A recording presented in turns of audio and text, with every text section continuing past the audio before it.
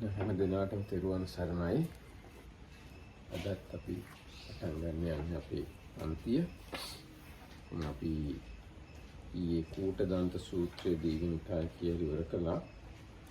මට හිතුණා මේ සූත්‍ර පසුබිමේ තියෙන තව කාරණා ටිකක් පැහැදිලි කරලා දෙනවා නම් හොඳයි කියලා. Everyone, Saranai, everybody. Yesterday we finished reading the Kutadanta Sutta from Dighanikaya, but Dhammarakita thought there are some some background things behind the suttas we have been reading, and it's good to go through those things. දැන් උදාහරණයක් විදිහට අපි කතා කරනවා සම්මා දිට්ඨිය, මිච්ඡා දිට්ඨිය, සම්මා සංකප්ප, මිච්ඡා සංකප්ප, සම්මා වාචා කම්මන්ත ආජීව ආදී වශයෙන් ආර්ය අෂ්ටාංගික මාර්ගය. ඒ ආර්ය අෂ්ටාංගික මාර්ගයේ අංග තමයි මේ සූත්‍ර වලින් නිරූපණය වෙන්නේ. So we have this right view or right understanding and wrong view or wrong understanding, right thought or intention and wrong thought and intention. And so like this Eightfold Noble Path on the the positive and where it's really the noble path and where it's the wrong path.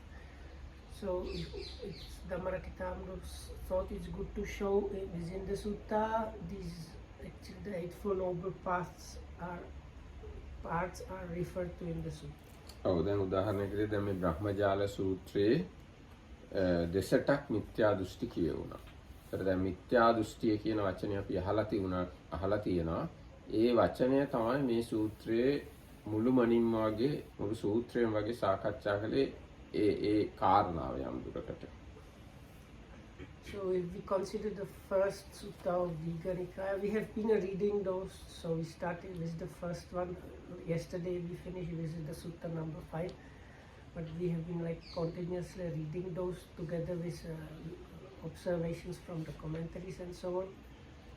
So the first sutta called the Brahmajala Sutta, or the all-embracing net of views, it has mostly to do with the wrong views.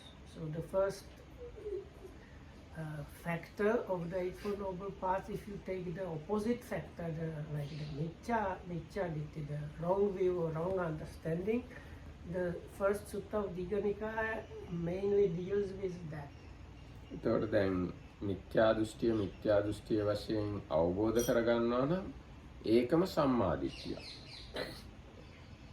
ඒක අවබෝධ කරගන්න මේ බ්‍රහ්මජාල සූත්‍රය උදව් වෙනවා. So understanding the wrong view as wrong view is right view actually, and the Brahmajala Sutta, this first sutta of Dighanikaya, helps with that. Understanding the wrong, what is the wrong view, and understanding it as a wrong view. ඒ වගේ මේ සූත්‍රයේ අන්තිමට කොටසක් බුදුරජාණන් වහන්සේ දේශනා කරනවා මේ ඔක්කොම දෘෂ්ටි ඇති වෙන්නේ මෙන්න මේ විදිහටයි මේ ජාති මේ කියන්නේ ස්පර්ශ ප්‍රත්‍යයෙන් වේදනා ප්‍රත්‍යයෙන් තණ්හා ආදී වශයෙන් පටිච්ච සමුප්පාදය පැහැදිලි කරනවා. එතකොට ඒ කියන්නේ සම්මා දිට්ඨියට අයිති කොටසක්. Also when the Buddha finishes the description of these 62 wrong views, he also concludes that with this talk on all these views, what they have common is the contact of the people that talk about them, feelings connected with the contact and craving connecting with that. So and then he explains about that. So that is actually to do with the dependent origination, and dependent origination once again is something to do with the right view. එතකොට දැන් මම කිව්වේ මිත්‍යා දෘෂ්ටිය සහ සම්මා දිට්ඨිය මේ සූත්‍රය තුල නිරූපණය වෙන විදිය. ඒකේ මේ සූත්‍රයේ කියනවා බුදුරජාණන් වහන්සේ කියන්නේ කවුද කියලා තේරුම් ගත්තා කියන්නේ අන්න ඒවා තේරුම් ගත්තා කියන එක. එතකොට බුදුරජාණන් වහන්සේ ගැන ප්‍රසාදයක් ඇති කරගන්නවා කියන්නේ ශ්‍රද්ධාව කියන එක. ඒ ශ්‍රද්ධාව තමයි එහෙම කියන එකකින් අදහස් වෙන්නේ.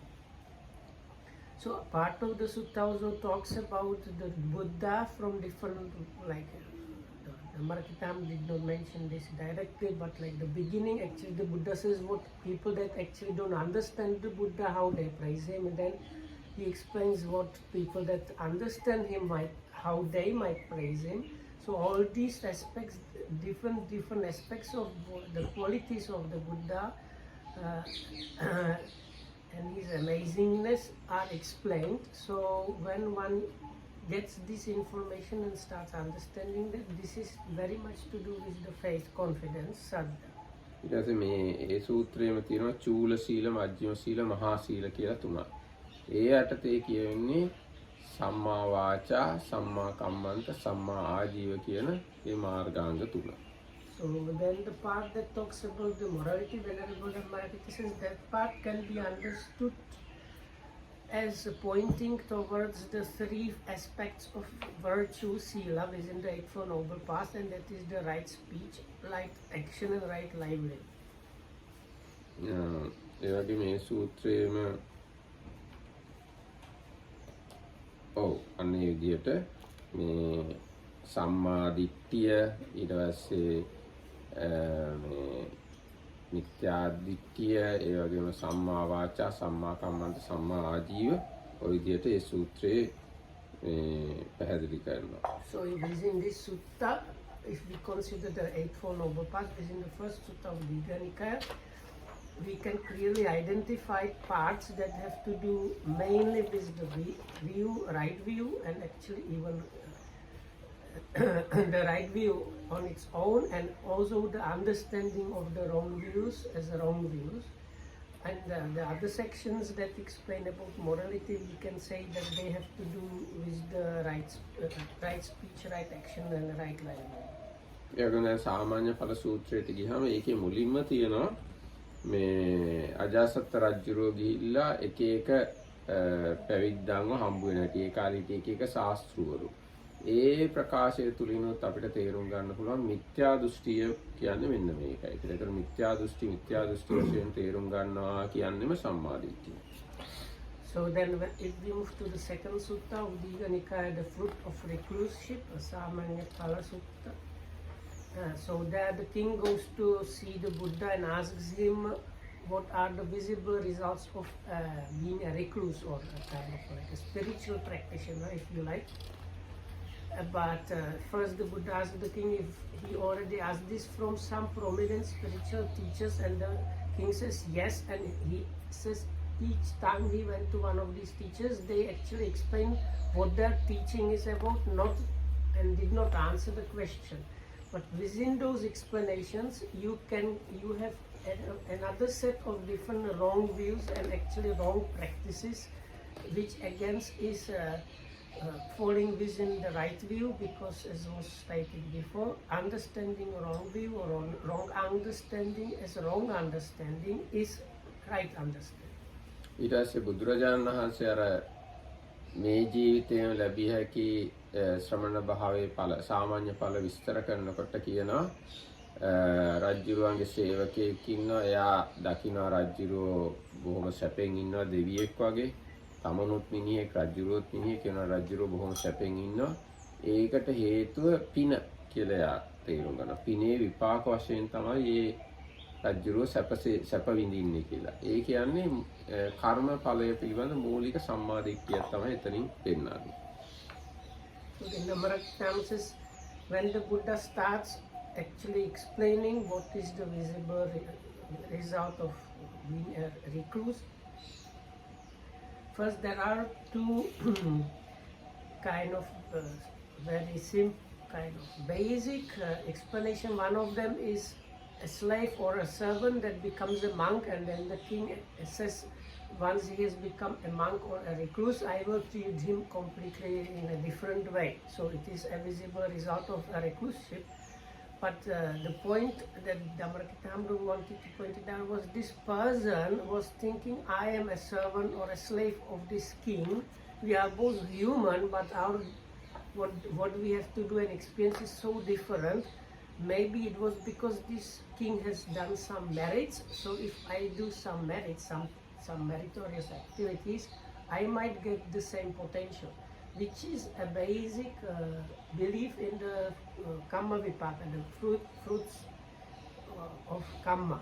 So ethically valid actions bring corresponding results. එතකොට ඒකත් සම්මාදිට්ඨියේ මූලික අවස්ථාවක්. It is a kind of beginning or kind of a beginning part of the right way. ඊට පස්සේ සේවකයා හිතනවා මම මේ ගිහි ජීවිතය අතහැර දාලා පැවිදි වෙන්න ඕන.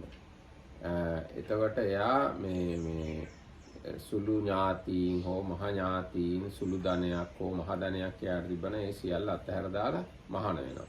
එතකොට මේ මහාන වෙන්න හිතන එක සම්මා සංකප්ප. ඒ වගේම එයා ඒ දේවල් අතහරින්න හිතන එක නෙක්ඛම්ම සංකප්ප. සම්මා සංකප්පේ කොටසක්. So then this servant decides or slave decides to ordain. So ordaining means you let go of your family situation and your friends and relatives and become a kind of like a, let's say, new person, like new person really. So this comprises of really letting go, renunciation, and that is a part of the right thought, the second part of this. එහෙම හිතන එක ගිහි ජීවිතය අතහැරලා පැවිදි වෙන්න හිතන එක සම්මා සංකප්පය යටතට වැටෙනවා. So this relinquishing, renouncing the lay life and becoming a monk really constitutes or would fall within the right thought or right intention. ඊට පස්සේ ඔන්න බුදුරජාණන්සේ අර සාමාන්‍ය ඵල සම්පූර්ණ විස්තර කරන්න ගන්නවා. එතකොට කියනවා මේ ලෝකේ අරහත් සම්මා සම්බුද්ධ විද්‍යාචරණ සම්පන්න සුගත ලෝකීදු ආදීෝ බුදුරජාණන් වහන්සේ ලෝකේ පහළ වෙනවා කියලා. ඒ කාරණාවෙන් කියවෙන්නේ කෙලින්ම ශ්‍රද්ධාව. ඒක විශ්වාස කරන්න ඕන කාරණා. බුදුරජාණන් වහන්සේ බුද්ධයි.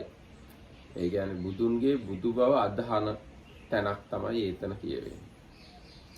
Then the Buddha starts explaining like deeper aspects of better and better fruits of reclusion, and it says how the Buddha arises in the world and he has these Buddha's qualities. So this points to saddha or faith or confidence. So the root of that is believing that the Buddha is a Buddha, or or if we use another word for Buddha, that the enlightened one is a really enlightened one. ඊට පස්සේ එතන තියෙනවා බුදුරජාණන් වහන්සේ මුල යහපත්, මැද යහපත්, අග යහපත් අර්ථවත් පිරිපුන් වචන වලින් යුක්ත ධර්මයක් ස්වාක්කාත ධර්මයක් දේශනා කරනවා කියලා. ඒ එතනත් අදහස් වෙන්නේ ශ්‍රද්ධාව. So then this Tathagata, or the enlightened person, teaches the correct Dhamma that is good in the beginning, good in the middle, good in the end. So that points again to Saddha. ඊට පස්සේ දැන් එයා අර විදිහටම මේ ජීවිතය අතහැර දාලා පැවිදි වෙනවා. පැවිදි වෙලා එයා ප්‍රාතිමෝක්ෂ සංවරයෙන් සංවර වෙනවා. ආචාර ගෝචර සම්පන්න වෙනවා. ස්වල්ප මාත්‍ර වරදෙහි බය දක්නා සුළු වෙනවා. කයින් වචනයෙන් කිසිම වරදක් කරන්නේ නැහැ. ඒ වගේම පිරිසිදු ආජීවයෙන් යුක්ත වෙනවා. ඉන්ද්‍රියන්හි වැසූ දොර ඇති වෙනවා. භෝජනේ පමණ දැන ගන්නවා. සිහියෙන් හා නුවණින් යුක්තව සිව්පසෙහි සතුට ලැබෙන සිව්පසයකින් සතුට වෙනවා. ඒ කියන්නේ ආයෙත් අර සම්මා වාචා, සම්මා කම්මන්ත, සම්මා ආජීව කියන තුන. So then this person that ordained out of faith starts following the rules and regulations, seeing the fall, fearing even breaking the smallest one of them. He is somebody that has restraint of the senses and knows the proper attitude in different places, and he knows measure in food and sleeping and lodgings, and he's happy with whatever he gets. Indriya samvara karaganda. I think I said that. So all these things, they are the different aspects of sila. So that is within the rights. Right speech, right action, and right livelihood. So the other day, Venerable Dhammarakita explained about the fourfold kind of virtue. So basically, those aspects are mentioned there even actually in more details. That's the restraint by the rules, restraint of the senses, purified livelihood, and using things wisely. ඊට පස්සේ ඊගාට ඒ සූත්‍රය විස්තර කරන්නේ ප්‍රාණඝාතයෙන් වැළකීම, හොරකමින් වැළකීම, අබ්‍රහ්මචර්යාවෙන් වැළකීම. ඒ කියන්නේ සම්මා කම්මන්තය වැඩි හොඳට විස්තර කරනවා. සම්මා කම්මන්තය යටතේ අදහස් වෙන්නේ මේ ප්‍රාණඝාතයෙන්, සොරකමින් සහ කාමමිත්‍යාචාරයෙන් වැළකීම. ඒක තමයි මේ සූත්‍රයේ ඊගාට කියන කරුණු තුනෙන් පැහැදිලි කරන්නේ. So then the sutta explains about avoiding killing, stealing, and sexual misconduct. So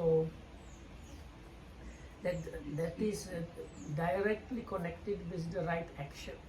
ඊගාට සූත්‍රය විස්තර කරන්නේ ඔහු බොරුවෙන්, කේලමින්, පරුස වචනෙන්, හිස් වචනෙන්, හිස් වචනෙන් වළකින එක. ඒ කියන්නේ කෙලින්ම සම්මා වාචාව. So then the fourfold wrong speech, that is false speech, coarse speech, backbiting, and just empty chit-chat.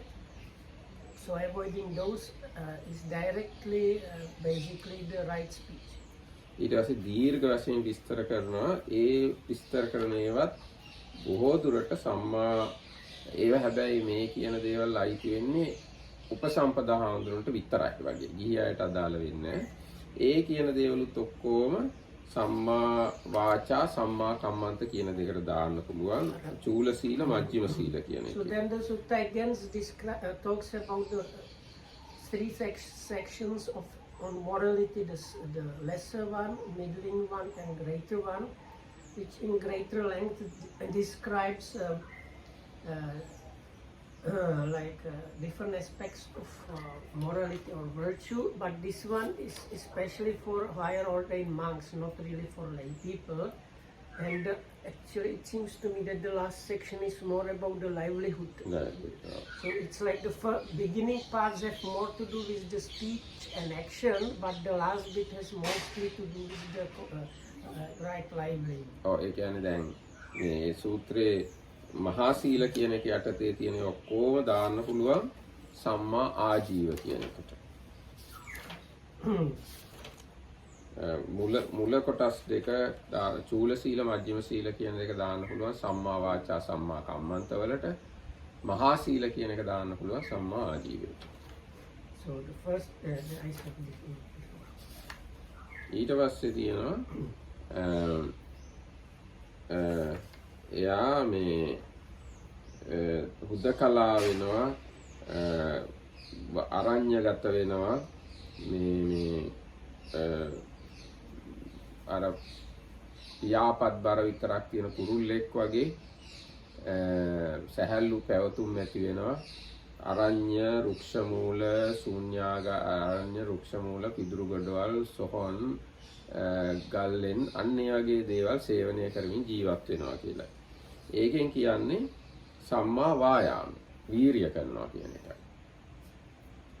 So the Marathnam now says the next section says how very like a bird, burden only by its wings and beak, is flying like freely. So this practitioner then goes to a forest hermitage or an empty house or a cave and like these kind of secluded dwellings and practices there. So the Dhammarakkhitama said that has to do with the right effort. ඊට පස්සේ එතරම් තියෙනවා එයා ඉදිරියට යෑමේ, ආපසු බැලීමේ, සිහියෙන් කරන්නේ වෙයි ආදී වශයෙන් ඒ අර සති සම්පජඤ්ඤ කොටස. ඒ කියන්නේ ඒක ඍජුවම සම්මා සතියට සම්බන්ධ කරන්න පුළුවන්. So then the next section says how while walking there and back he is doing it mindfully and clearly comprehending. So that section is the standard section on the mindfulness and clear comprehension that has to do with right sati. ඊට පස්සේ පැහැදිලි කරන්නේ එයා පංච නීවරණයන් ජය ගන්න විදිය. පංච නීවරණ ගැන විස්තරයක් තියෙනවා. පංච නීවරණට උපමා තියෙනවා රෝගයක් වගේ, හිරගයක් වගේ, ණයක් වගේ ආදී වශයෙන් අර දුර්ග මාර්ගයක් වගේ. ඒ පංච නීවරණයන් දුරු කරන කොටස ඊගාවට තියෙනවා. ඒ කියන්නේ සම්මා සමාධියට අයිති කොටසක්. ඒක විශේෂයෙන්. So the next section the Marathnam says is to do mostly with the right concentration, because it explains about the 5 hindrances, what they are about, even with those very beautiful similes. Right, the similes given are as a death, as a disease, as being in jail, as being on this like a journey in the desert, and so on. So, and how the practitioner fights those 5 hindrances. So that has to do with the right concentration. ඊට පස්සේ තියෙනවා එයා ධ්‍යාන 4 උපදව ගන්න හැටි. ඒ ධ්‍යාන වල තියෙන ස්වභාවය විස්තර කරනවා. ඒකත් ඒවටත් උපමා දීලා තියෙනවා. ඒකත් අයිති සම්මා සමාධි කියන කොටසට. Then the 4 jhanas are explained again with the beautiful similes, and there, because it's the sutta on the fruits of recluseship, each of the jhanas are called by the Buddha a kind of visible fruit of recluseship. But this part, if we consider the 8 Noble Paths, again would fall within the right concentration. ඊට පස්සේ තියෙනවා ඒකේ කොටසක් මේ කායකුයි හිතකුයි තමයි මෙතන තියෙන්නේ. මෞපියන් නිසා හැදුණු බත් කැඳ ආදිය නිසා වැඩුණු ශරීරයකුයි ඒක ඇතුලේ හිතකුයි තියෙන්නේ. කියලා දකිනවා. ඒක විපස්සනා ඥානවලට අයිති කොටසක්. අපි කිව්වොත් මූලික වශයෙන් නාම රූප පරිච්ඡේදයට වගේ සම්බන්ධයි. ඒකයි අපිට සම්බන්ධ කරන්න පුළුවන් සම්මා දිට්ඨිය. ඒ කියන්නේ ප්‍රඥා චෛසිකය තමයි එතන ක්‍රියාත්මක වෙන්නේ. So then the next section is called the section on the insight knowledges. The sutta mentions especially this understanding about the body, how it's just the elements brought up by food and the mind, and they are just like interacting, which was already discussed yesterday. So this part we can directly connect with the right view, because this is to do with wisdom, and wisdom is like one of the definitions of right view is really the wisdom faculty. ඊට පස්සේ තියෙනවා අවිඥා කොටස්. ඒ කියන්නේ එයා විවිධ ඒ කියන්නේ මනෝමය රූපමවනවා, අහසේ ඇවිදගෙන යන්න, වතුරේ ඇවිදගෙන යන්න, පොළොවේ කිවිලෙන මේ වගේ දේවල් කරනවා. ඒතර ඒ කොටස ගැන බලනකොට කියන්න පුළුවන් සමාධියයි ප්‍රඥාවයි. ඒක සම්මා සමාධියයි සම්මා දිට්ඨි සංකප්පයි. ඒ දෙක හොඳටම මිශ්‍ර වෙලා ක්‍රියාත්මක වෙන අවස්ථාවක් වශයෙන් ඒ අවිඥා පහ ගැන කියන්න පුළුවන්. So then those 5 direct knowledges or supra knowledges or psychic potencies, so they are based on the right concentration here, but they are also a combination of the right view and right thought. එතකොට දැන් සමහරලාට දැන් පුබ්බේ නිවාසානුස්සති ඥානය ගැන මෙතන කියනකොට ඒක බොහෝ දුරට සම්මා සතියට සම්බන්ධයි. සිහි කිරීමේ හැකියාව. So then one of those direct knowledges is the ability to recollect past lives, so that one is actually connected with sati. ඒ වගේම අන්තිමට තියෙනවා ආසවක්ඛය ඥානය. චතුරාර්ය සත්‍ය දුක්ඛ සමුදය නිරෝධ මාර්ගය මේකයි කියලා දැක ගන්නවා, දැන ගන්නවා. ඊට පස්සේ ආසව සමුදය ආසව නිරෝධ ගාමිනී පටිපදාව මේකයි කියලා දැන ගන්නවා. ඒ ඔක්කොම ඥාන. ඒ කියන්නේ සම්මා දිට්ඨිය.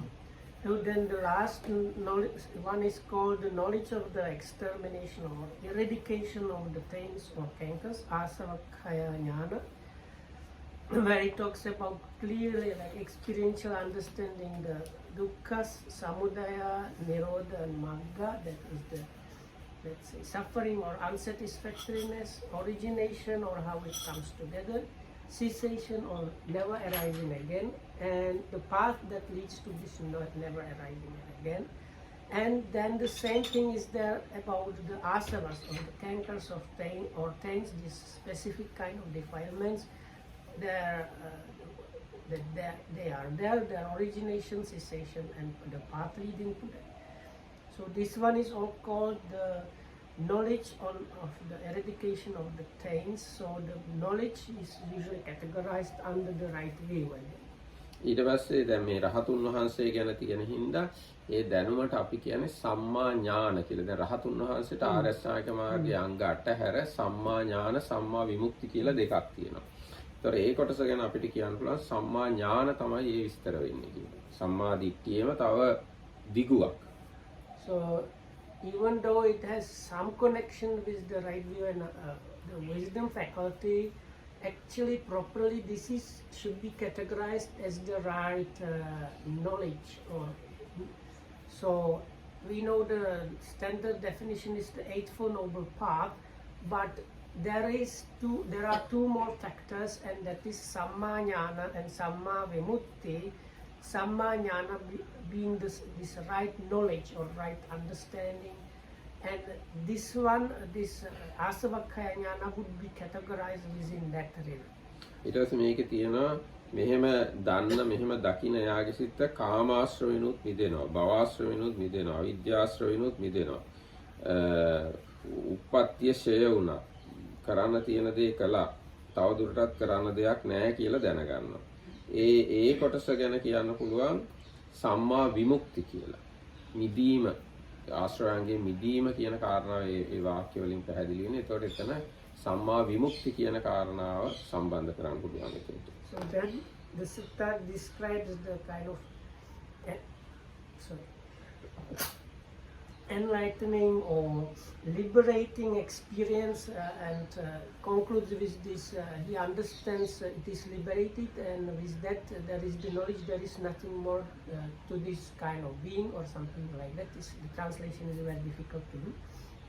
So this basically, in other words, is the Samma Vimutti, the 10th factor, the right liberation. එතකොට දැන් මේ දීර්ඝ සූත්‍රයක් තිබුණාට මොකද මේ සූත්‍රයේ පසුබිමේ තියෙන්නේ ආරෂ්ඨාංගික මාර්ගයේ අංග 8. අංග 8 සහ අර දෙකත් එකතු වෙනවා අංග 10. රහතුන් වහන්සේ ගැන බලද්දී දසංගේ සමන්නාගතු අරහති උච්චති කියලා කියන්නේ. ඒ අංග 10 තමයි මේ දීර්ඝ සූත්‍රයක් වශයෙන් මතු පිටින් පේන එකේ යට ක්‍රියාත්මක වෙන්නේ. So in the long sutta, you can see in the background of the sutta, or background is really the whole of the Eightfold Noble Path actually here now plus the extra two factors. ඒ වගේම තවදුරටත් මේ සූත්‍රය ගැන බලනකොට ඒ ආරෂ්ඨාංගික මාර්ගය කියන එක නිකන් මේ හුදු මනෝමය දෙයක් විතරක් නෙවෙයි ආරෂ්ඨාංගික මාර්ගය පැහැදිලි කිරීම කිසියම් සංස්කෘතික කාරණාවක් කියලා පෙන්වන්න පුළුවන්. මොකද දැන් රජ්ජුරුව ඊට පස්සේ බුදුරජාණන් වහන්සේත් එක්ක කතා කරනවා. රජ්ජුරුව යනවා මට මං තාත්තා මැරුවේ නැත්තම් කියලා කනගාටු වෙනවා. ඒ කියන්නේ සමාව ගන්නවා. එතකොට බුදුරජාණන්සේ දේශනා කරනවා ගියාට පස්සේ මේ රජ්ජුරුව තාත්තා මැරුවේ නැත්තම් ඔතනම සෝවාන් වෙනවා ආදි වශයෙන්. ඒතර අර සූත්‍රයේ ආරෂ්ඨාංගික මාර්ගයේ න්‍යායාත්මක කරුණු අට තියෙන අතර ඒ කරුණු ආවරණය කරන කිසියම් සංස්කෘතික කාරණා වගේ දේවලු සූත්‍රයට සම්බන්ධ වෙලා තියෙනවා. කියන්නේ මේ සූත්‍රය නිකන් අහසේ තියෙන එකක් නෙවෙයි මහ පොළොවේ තියෙන එකක් කියලා ඒ කාරණා වලින් පේනවා. Oh my. So I will try, okay? So this one was a bit complex for my Sinhala. So I think Dhammarkitam was saying now the sutta, that the Eightfold Noble Path and this, what the sutta talks about is not just something hanging out there in the space. It is very much connected with the earth.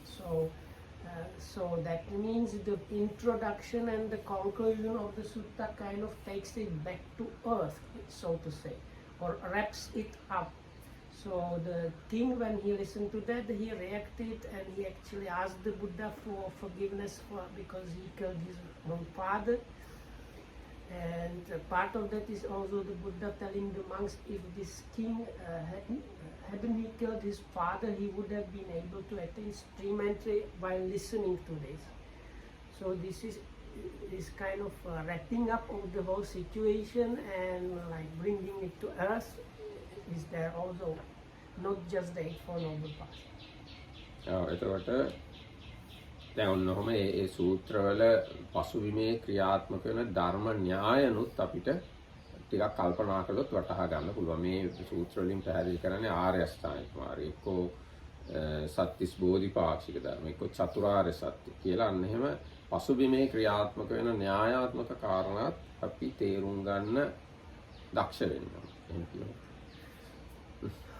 So we have to become kind of I think that what the Dhamma meant is like inspire us to start thinking more about the sutras and become kind of clever about the sutras, because if we just quickly read the sutta and now I know it and put it aside, not good. You can consider this different aspect of the Buddha's teachings you have heard already before, like the Eightfold Noble Path, or the 5 spiritual faculties, or all the 37 things that are on the side of enlightenment. And so these things, if you consider when the sutta talks about these things, it is actually connected or can be categorized with these things that are like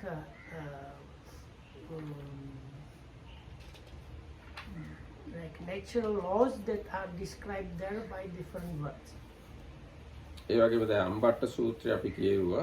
දැන් අම්බට්ට සූත්‍රය ගැන බැලුවාම ඒ බුදුරජාණන් වහන්සේ ජීවත් වෙච්ච යුගයේ මිනිස්සුන්ගේ සිතුම් පැතුම් කුල ඒගොල්ලෝ ගරු කරපු දේවල් දෙතිස් මහා පුරුෂ ලක්ෂණ පිරිසිදු පරම්පරාව ඒවා ඒගොල්ලෝ කොච්චර ලොකුවට අරන් හිටියද කියන ඔන්න වගේ බුදුරජාණන්සේ ජීවත් වෙච්ච යුගයේ පිළිබඳ සෑහෙන දැනුමක් ඇති කරගන්න පුළුවන් මේ අම්බට්ට සූත්‍රයේ කියවුවා. So in the third sutta, that is the Ambatta Sutta, you can get quite a lot of information and picture of the Buddha's times society and culture, how much they were paying let's say, how much important it was for them, this like purity of your lineage and clans and behavior between the kings and the king's subjects, and paying respects and showing respects and things like that. You can get quite a nice picture of the Buddha's times, or even before the Buddha's times in ancient India. ඒ වගේම බුදු කෙනෙක් කියන්නේ මොන වගේ පෙනුමක් තියෙන කෙනෙක්ද කියන කාරණාවක් මේ සූත්‍ර වලින් තියෙනවා. මොකද මේ බ්‍රාහ්මණය ඇවිල්ලා ඉස්සෙල්ලාම බණ අහන්නේ. ඉස්සෙල්ලාම ඒගොල්ලෝ බුදුරජාණන්සේ ඇඟ දිහා බලන්නේ. හොඳ සම්පූර්ණ ඇඟක් තියනවාද කියලා බලන්නේ. ඉතින් මේකින්ද බුදුරජාණන්සේගේ දෙතිස් මහා පුරුෂ ලක්ෂණ ඒගොල්ලෝ සැලකිල්ලට ගන්නවා. ඒ වගේ දේවලුත් මේ සූත්‍රයේ තියෙනවා. Also they had this kind of science, or let's say science of this these characteristics or marks of a great person that was a real genuine, like one, I don't know, branch of science, like we have chemistry and physics, so there was like one whole topic called like that. And from this sutta you can see these Brahmins that were aware of this and knew this. When they go to see the Buddha, they don't care what he really teaches. First they go to check if he has the 32 marks.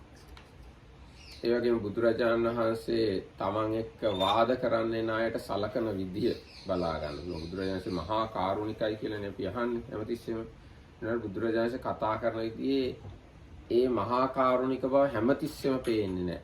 දැන් එයාව අර අහන එක්කෙනාව බය වෙලා දාඩිය දාලා අපහසුවටපත් වුණා බුදුරජාණන්සේත් එක්ක කතා කරන්න. ඒතර බුදුරජාණන්සේගේ චරිතයේ තියෙන ඒ තවත් පැත්තක් අපිට ඒ සූත්‍ර වලින් තේරුම් ගන්න පුළුවන්. Likewise, the sutta gives you idea how the Buddha was treating people that come to argue with him. And this person was actually quite rude. So we heard the Buddha being called the Mahakarunika, or the great compassionate one. So we might have all kind of ideas what it means, but if you read this sutta, you see how somebody who's rude and argumentative, the Buddha was not treating him just with like feeding him honey only. ඒ වගේම දැන් බුදුරජාණන් වහන්සේ එයාගේ පරම්පරාව මතක් කරලා දීලා එයා පහත් කුලයක් ශාක්‍යයන්ට වඩා පහත් කියන එක ඔප්පු කරලම පෙන්නනවා. එයා අර කන්නගෙන් පටන් ගත්තේ එයා ශාක්‍ය 16කගේ කුසේ උපදිච්ච එක්කෙනෙක්. එයාගෙන් තමයි ඔය අම්බට්ටගේ පරම්පරාව පැවතගෙන ඉන්නේ කියලා එයා හොඳටම සමතලා කරලා ගන්නවා. Now, because this young Brahmin was conceited of being Brahmin, and then the Buddha was from the clan of Sakyans, and he was actually like an ascetic. So like he had two big minuses in this Brahmin's head. So because he was from the Sakyans and he was an ascetic. So because of that he was rude and everything. So then the Buddha actually shows that if you consider the lineage, the Sakyans were like the masters of the first, like the founder of the clan that this Brahmin was coming from, which was a slave girl. And so things like that. ඊට පස්සේ අම්බට සූත්‍රයට පස්සේ අපි කිව්වේ සෝන දණ්ඩ සූත්‍රය. මේ සෝන දණ්ඩ සූත්‍රයේ සම්බන්ධයෙන් අපිට එහෙම ආයි මතක් කරන්න පුළුවන් මේ සෝන දණ්ඩ බ්‍රාහ්මණයා ගැන අනිත් බ්‍රාහ්මණයෝ කියනවා ඔයා බුදුරජාණන් වහන්සේ බලන්න යන්න එපා. බුදුරජාණන් වහන්සේ ඔයා ගාවට එන්න ඕනේ කියලා. එතකොට ඉතින් ඒ සෝන දණ්ඩ බ්‍රාහ්මණයා බුදුරජාණන් වහන්සේගේ මෙහෙම ගුණ තියෙනවා කියලා මම බුදුරජාණන්සේ බලන්න යන සුදුසුයි කියලා ඔප්පු කරනවා. ඒතකොට ඒ ගුණ තුලිනුත් බුදුරජාණන් වහන්සේ කවුද කියලා තවත් පැත්තක් අපිට තේරුම් ගන්න පුළුවන්. So in the next sutta, that's the Sonadanda. Sonadanda. Now he was kind of influential Brahmin and he thought of going to see the Buddha. So the other Brahmins told him, no, you are an important Brahmin, you should not go to this kind of ascetic. The ascetic should come to visit you. And that's this Sonadanda Brahmin tells them, no, the Buddha has this ascetic Gautama has these good qualities. So it is me that should go to see him even if he were really far away. And the same thing is actually repeated in the 5th sutta, which is the Kutalanta Brahmin. The same story is there. So from this we can get again some bigger picture understanding about the Buddha's qualities and how even people that were not Buddhist praised him. ඊට මේ ඒ සූත්‍රයේ තියෙන තව වැදගත් කාරණා තමයි සීලයයි ප්‍රඥාවයි කියන දෙක එකිනෙකින් අයින් කරන්න බෑ කියන. සිල්වත් කෙනෙක් නම් එයා ප්‍රඥාවන්ත වෙන්න ඕන. ප්‍රඥාවන්ත කෙනෙක් නම් සිල්වත් වෙන්න ඕන. ඒ ගැන තියෙන මේකේ තියෙන සීල පඤ්ඤාතෝ ජයං කියලා ආදර්ශ පාඨයක් තියෙනවා. සීලයයි ප්‍රඥාවයි හැමතිස්සෙම එකට යන්න ඕන කියන කාරණාව ඒ සූත්‍රයේ තිබෙනවා. Also this sutta's main point is that virtue or morality always needs to go hand in hand with wisdom or experiential understanding and the other way around. It's like these two always need to go hand in hand, not alone. ඊට පස්සේ මේ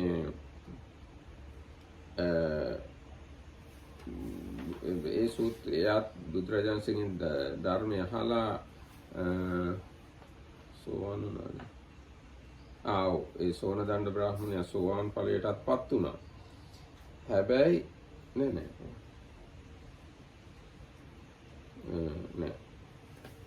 එයා තෙරුවන් සරණ ගියා.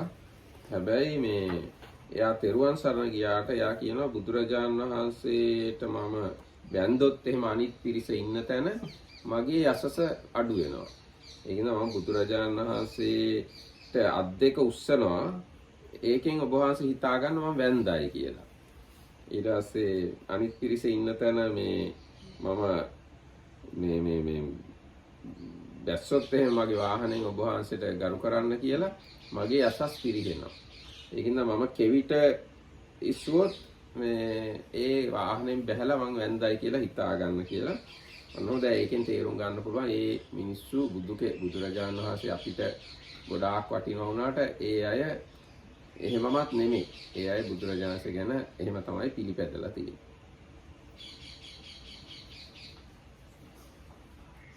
Then there is a nice anecdote. So this Sonadanda Brahmin became the follower of the Buddha. In front of the Buddha, he told him to remember him as a lay follower until the death, and invited the Buddha for meal. And when the meal concluded, he told the Buddha, because he was influential and very often going to assemblies when there were other Brahmins that were opposed to the Buddha very much. So he said, if I do any kind of thing that is considered as saluting and paying respects to you, they will become angry with me, opposing me, and my prestige within them will go down. So then he said he will do like smaller gestures. So like these days, he said if I'm entering an assembly and like in Europe you like lift your head a little bit. So he said if I do something like that with his head cover, it means I'm going down to and bowing down with my head to your feet. Or if I'm riding in a carriage and with these people, if I stop and go down from the carriage and start bowing down, people will be blaming me. So if we are passing you and I lift the width or something like that, lift it up, you should understand that I have actually stopped and have done to pay respect to. එතකොට ඉතින් ඒ සූත්‍ර තුලින් බුදුරජාණන්සේ ජීවත් වෙච්ච සමාජය මොන වගේද කියලා තේරු ධර්ම කරුණු විතරක් නෙවෙයි ඒ සමාජයේ ඇත්ත තත්ත්වෙත් සූත්‍ර වලින් තේරුම් ගන්න පුළුවන්. So reading of the sutta, I can get a really nice picture about how the situation was in the ancient Buddha's India. ඊට පස්සේ අපි කියවා කූටදන්ත සූත්‍රය. Then we read the fifth sutta, the Kutadanta. ඒකේ අලුතෙන් අද අර කලින් කියපු දේවල් මේ සූත්‍රයේ තියෙනවා. ඒකේ තියෙනවා ඒගොල්ලොන්ගේ මේ යාගවල ස්වභාවය. 700ක් ගොන්නු, 700 වැස්සියෝ, 700ක් එළුවෝ, 700ක් තරුණ බැටළුවෝ ඒගොල්ලෝ මරලා තමයි ඒගොල්ලෝ යාග කළා තියෙන්නේ. So this sutta has many same points as the before suttas, but the main point of the sutta is making of a great sacrifice. So this Brahmin Kutadanta wanted to do this big sacrifice, and he gathered those days. The big sacrifice means you go to a certain place, there is a sacrificial pit, and you bring these all kind of animals and beings and kill them in a special like ritualistic way, and that was considered as the sacrifice. But fortunately he got the idea to first go and ask the Buddha what is the best way to do a great sacrifice. එතකොට බුදුරජාණන්සේ ඒ වෙලාවේ අර මහා විජිත කියන රජුරුව මේ මහා යාගය දුන්න විදිය පැහැදිලි කරනවා. So then the Buddha told him story of the past, how this king Mahavijita did his great sacrifice, which first was organize your country so that everybody is happy, and then you do the big sacrifice, inviting basically everybody to participate, and then there was no killing. What the sacrifice happened by people offering like sugar, molasses, oils, ghee, and things like that. එතකොට දැන් ඒකෙන් පේනවා මේ ඒ පැහැදිලි කිරීම වලින් හිත පොඩ්ඩක්වත් නරක කරගන්නේ නැතුව කොහොමද දානයක් දෙන්නේ කියලා. මුල ඉඳන් අග දක්වාම දානෙ දෙන්න කලිනුත් දෙන වෙලාවේ දුන්නට පස්සෙත් එක වගේ හොඳ මානසිකත්වයක් තියාගන්න ඕන, කාගෙන්වත් දෝෂයක් එන්නේ නැති විදිහට දානෙ දෙන්න ඕන. අන්න ඒ කාරණා මේ සූත්‍රයේ මේ පැහැදිලි කරනවා. So what we can take from the sutta is there is a kind of clarification actually how to do some giving in a way which is very much pure. So beforehand, when it's happening and after it's done, you yourself and other people should find it blameless without harm at all. ඔව් දැන් ඒකේ මේ පුරোহিත බ්‍රාහ්මණයා උපදෙස් දෙනවා ඉස්සෙල්ලාම ඔබතුමා ඔක්කොම වැදගත් මිනිස්සුන්ට දැනුම් දීලා ඒගොල්ලන්ගේ අනුමැතිය ලබා ගන්න කියලා. මම මෙහෙම වැඩක් කරන්න යනවා කියලා. So one of the conditions, the Brahmin who was there was this like a spiritual advisor Brahmin, and because he was Brahmin, he was probably going to be the one to do all the religion like the ritualistic things normally. So this advisor told the king, first you should go to the most important people and inform them that you are going to do this thing. ඊට කලින් එයා කියනවා රටේ සොරකම් අපරාධ ඒවා ඔක්කොම නැති කරලා ඉන්න ඕන කියලා ඉස්සෙල්ලාම. ඒ කියන්නේ මිනිස්සුන්ට ගොවිතැන් කරන අයට බීජ දීලා, වෙළහෙළදාම් කරන අයට ප්‍රාග්ධනය දීලා, රාජ්‍ය සේවය දෙන්න කැමති අයට වැටුප් දීලා, මිනිස්සු සුඛිත මුදිත කරලා සොර සතුරු බිය නැති රටක් ඉස්සෙල්ලම හදන්න ඕන කියන යාගය කරන්න කලින්. But as was mentioned before you start this big sacrifice of big giving on a great scale, first look after the country so that as much people or everybody, if we say that way, is happy. So it's not enough to just put troublemakers in jail. That's not going to help. So people that want to farm, help them with farming. People that want to do business, help them with business. People that want to work for the government, give them government jobs like this. So then everybody will be happy and have means and things like that, and the country will be in harmony and happiness. ඉතින් ඒ වගේ තත්ත්වයක් ඇති වුණොත් තමයි අර මහා යාගයක් කරන්න සුදුසු තත්ත්වයක් කියන්නේ. ඊට පස්සේ precursor, like even before you start anything, you should do this. ඒ වගේම දානේ දෙන එක්කෙනාගේ ಗುಣ 8ක් තියෙන්න ඕන. මේ දානේ දෙන රජුරෝ එයා පිරිසිදු වංශයක අය වෙන්න ඕන, හත්මුතු පරම්පරාව දක්වා. ඒ වගේම විශිෂ්ට රූපයක් තියෙන ප්‍රසාද ජනක කෙනෙක් වෙන්න ඕන. ඒ වගේම මහත් ධන ඇති, මහත් භෝග ඇති, ගොඩාක් වස්තු උපකරණ තියෙන කෙනෙක් වෙන්න ඕන. ගබඩාවල් පිරීලා තියෙන්න ඕන. ඊට පස්සේ අනට කීකරු වෙන අය ඉන්න ඕන. යාගේ අන බල ඒ කියන්නේ සිවුරංග සෙනග සේනාව ඉන්න ඕන. යා කියන දේ අහන. ඊට පස්සේ සද්ධාවන්ත දන් දෙන කෙනෙක් වෙන්න ඕන. ලෝභ නැති කෙනෙක් වෙන්න ඕන. ඊට පස්සේ බහුසුත කෙනෙක් වෙන්න ඕන. කරුණ වැටහෙන නුවණ තියෙන කෙනෙක් වෙන්න ඕන. මෙන්න මේ කරුණ 8 තියෙනවා නම් තමයි හොඳ දානයක්, හොඳ යාගයක් කරන්න සුදුසු වෙන්නේ.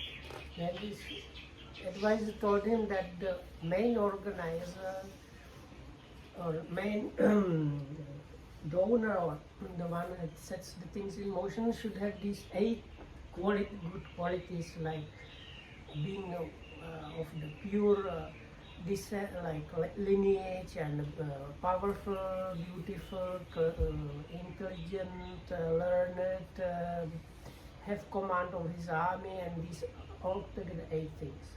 And one of them being very rich. දැන් අර දක්ඛිනා විභංග සූත්‍රය එහෙමත් තියෙනවා. දන් දෙන එක්කෙනා ගැනත් යෝ සීලවා සීලවන්තේසු දදාති දානං ධම්මේන ලද්දං සුපසන්න චිත්තෝ අபிසද්ධහං කම්මඵලං උලාරං තං වේ දානං විපුල පලන්ති භූමිය කියලා. ඒ කියන්නේ හොඳ දානයක් දෙනවා නම් ඒ දන් දෙන එක්කෙනා ඉස්සෙල්ලම සිල්වත් කෙනෙක් වෙන්න ඕන. ඊට පස්සේ දන් ලබන අය සිල්වත් අය වෙන්න ඕන. ඊට පස්සේ දෙන දාන වස්තුව ධාර්මිකව කාටවත් කරදරයක් නැතුව, කරදර කරන්නේ නැතුව උපයාගත් එකක් වෙන්න ඕන. ඊට පස්සේ කර්මඵල විශ්වාසය හොඳට තියෙන්න ඕන. ප්‍රසන්න සිතින් දෙන්න ඕන, සතුටු සිතින් දෙන්න ඕන. අන්න එතකොට තමයි හොඳ දානයක් දුන්නා වෙන්නේ. ඉතින් මේ මහාවිජිත රජුරුවත් අන්න ඒ වගේ දානයක් තමයි දෙන්නේ. So there is this quite famous sutta called Dakkhina Vibhanga that's in Majjhima Nikaya. Toward the end of Majjhima Nikaya there is the exposition on giving sutta, and in there you can find how to maximize or purify the act of giving. So first the giver himself or herself needs to be purified by being virtuous. Then the recipient purifies it again by being virtuous. Then the things that are being offered need to be very pure in that they are acquired in a legal and like pure livelihood way. And the giving should happen with a kind of happy, pleased mind. And with the belief of the karma. And also it needs to combine the belief of karma vipaka. එතකොට දැන් මේ that is the action and the result. ඊට පස්සේ දැන් මෙතන තව කාරණාවක් තියෙනවා. මේ මහා විජිත රජුරවන්ට මේ මහා යාගෙ දෙන්න උපදෙස් දෙන බ්‍රාහ්මණයත් යම් යම් සුදුසුකම් වලින් යුක්ත වෙන්නට ඕන. එයාත් පිරිසිදු පරම්පරාවක වෙන්න ඕන, වේදයන් දැනගෙන ඉන්නට ඕන. අන්න එහෙම මේ එයාගෙත් සුදුසුකම් 4ක් තිබුණා. So then the advisor here, I think also this means the person who is going to do the performing of the ritual part of the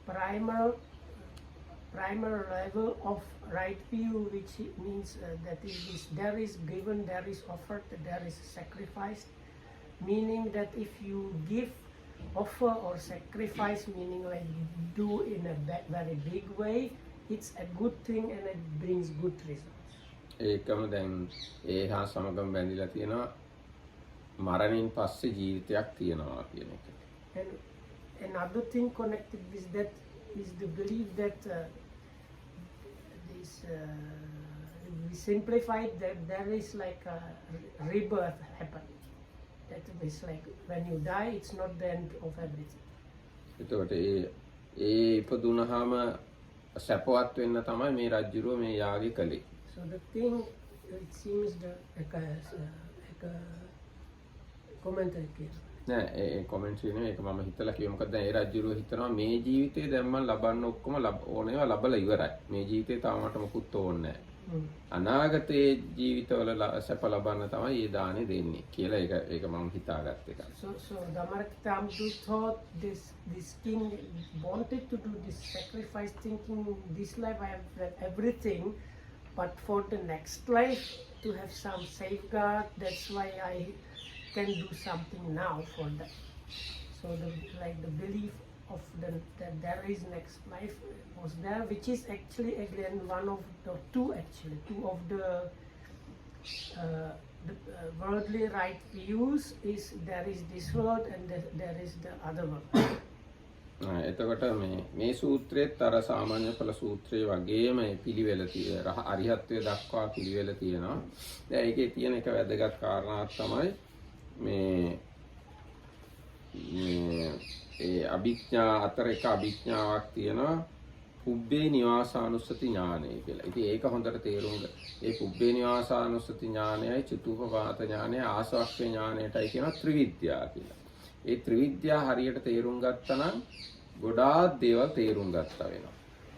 ඒ කියන්නේ එහෙම කියලා හිතනවා. So then the sutta again gives, because the Brahmin kept on asking the Buddha what is easier or simple and not so demanding sacrifice. So the next thing given was giving lodging for the Sangha. The next thing was taking the refuge in the Triple Gem. The next thing was observing the 5 precepts, and the next thing is the thing that was there already in the second sutta, that is this gradual training, how a Tathagata arises in the world, somebody gets inspired, ordains, and step by step is following the training, achieves the jhanas and the psychic knowledges, and achieves the enlightenment, the arahatship. So then these the three last knowledges mentioned there is the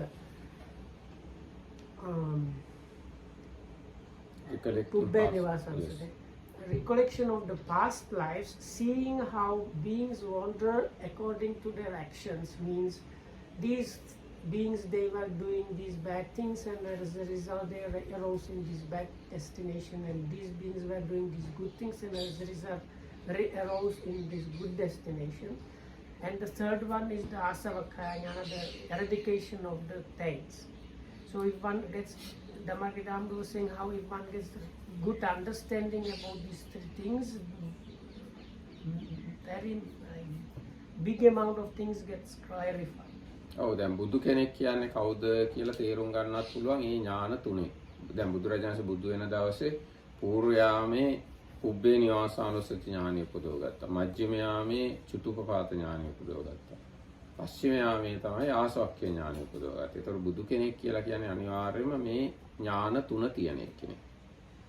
So why is that? Because even the Buddha or the Bodhisattva actually became a Buddha with these three knowledges. They are called Taividya. Unfortunately, in English we still use the same word knowledge, but it's kind of this I will call it supra knowledge to give it some more impact. So the Bodhisattva on the night of the enlightenment, in the first watch, he experienced this recollection of the past lives. In the second watch of the night, this seeing how the beings travel according to directions, and in the third watch of the night, the eradication of the things, that was the arahantship and full enlightenment.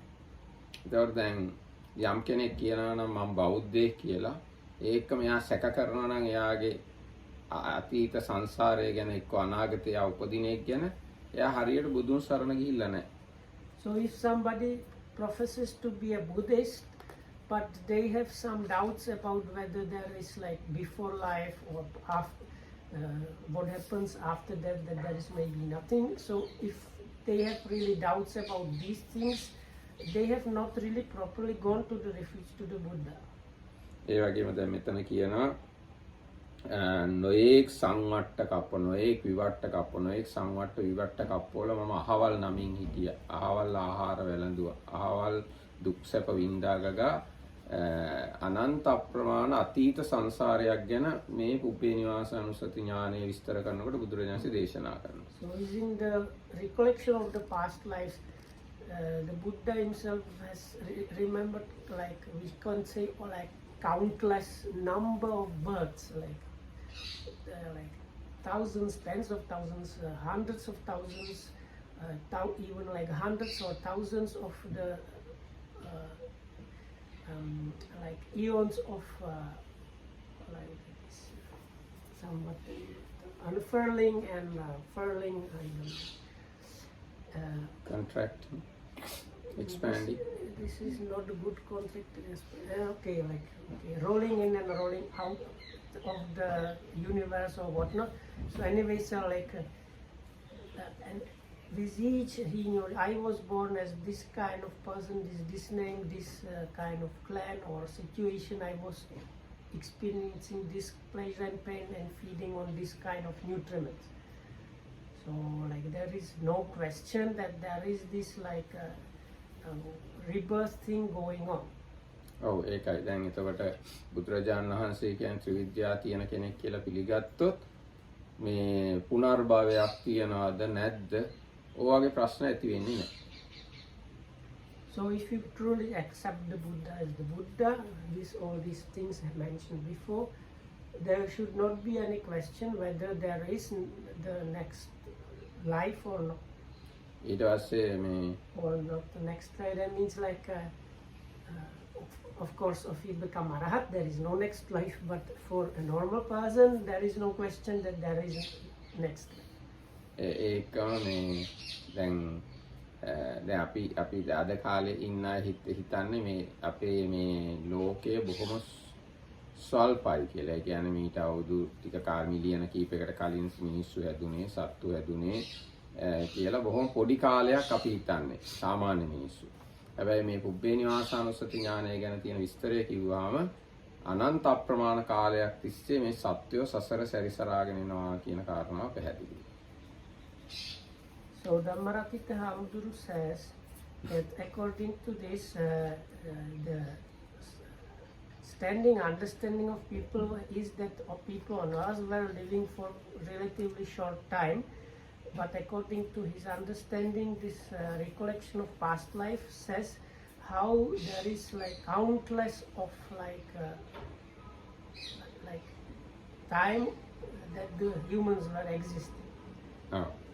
ඒක මේ humans විතරක් නෙවෙයි මේ මුළු system එකම නැවත නැවත විනාශ වෙමින් නැවත නැවත හැදෙමින් මුලක් පනවන්න බැරිව පවතිනවා. So meaning that there is this always coming to existence of this sensual sphere level and coming to end, and within that these different beings, including humans, live like countless lives. Then the whole thing is destroyed, then it appears again, and this goes on without, we cannot point out like and say before this was not happening. ඒ කියන්නේ අපි ගණන් කරන්න බැරි තරම් වාර ගාණක් මැරිලා තියෙනවා. වයසට ගිහිල්ලා තියෙනවා. ලෙඩ වෙලා තියෙනවා. කායික මානසික දුක් විඳලා තියෙනවා. අනන්ත අප්‍රමාණ දුකක් විඳපු අය තමයි මේ දැන් මේ ඉන්නේ. හැබැයි ඒක අපිට මතක් කරන්න බෑ. නමුත් මේ බුදුරජාණන්සේගේ පුබ්බේ නිවාසානුස්සති ඥානය තේරුම් ගත්තොත් ඒක අපිට හිතා ගන්න පුළුවන්, තේරුම් ගන්න පුළුවන්. So each of us have lived countless of numbers of lives, have grown old and died and was sick and suffering and in pain again and again. Countless, like it's so countless means you cannot count really. So again, born, sickness, aging, pain, suffering, dying, born and so on. And so on and so on. In the past, you cannot found when it was not happening to you, to each of us, but we cannot remember those things. But the Buddha, when he was on the night of his enlightenment, he recalled like amazingly big number of lives that he was going through this.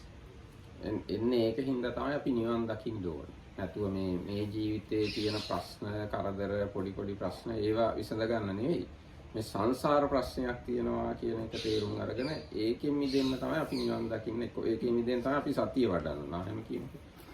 අපි සතිය දියුණු කරන්නේ දීර්ඝ සංසාර දුකින් මිදීම සඳහා. So Dhammapada says it is why we try to develop sati or mindfulness is because not just we have some problem in this life, but this situation is going on and on.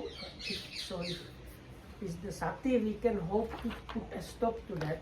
Otherwise, if the sati is not there, it will just continue going on like that. දැන් අපේ කාලේ ගෙවිලා ඉවරලා ඊට සත චුට්ටක් කියන දැන් මේ චුතුපපාත ඥානය තමයි ඊගාට මේ තියෙන්නේ බුදුරජාණන්සේගේ ත්‍රිවිද්‍යාව යටතේ. ඒකෙන් පෙන්නනවා පව් කළොත් දුගතියට යනවා, පින් කළොත් සුගතියට යනවා. ඒකින්ද ඒ කාරණාව තියෙන හින්දා තමයි අපි පාපයෙන් වළකින්න ඕන, පින් කරන්න ඕන. එහෙම නැත්නම් අනාගතේ අපි නිවන් දකින්නකම් මේ සැපයක් නැහැ අපිට. සැපසේ නිවනට නිවන් දකින්න දවස වෙනකන් ඉන්න ඕන නම් අපි පාපයෙන් වළකින්න ඕන, යහපත කරන්න ඕන. So the next knowledge, that is the seeing how the beings travel according to their actions. There is the main message there is that rebirth in a good situation is because of merits or doing something good. Rebirth in a very bad situation or not so bad, any kind of bad, is because of some bad things. So if until we achieve full enlightenment, or until we become arhats, if we want to stay in a comfortable good situation,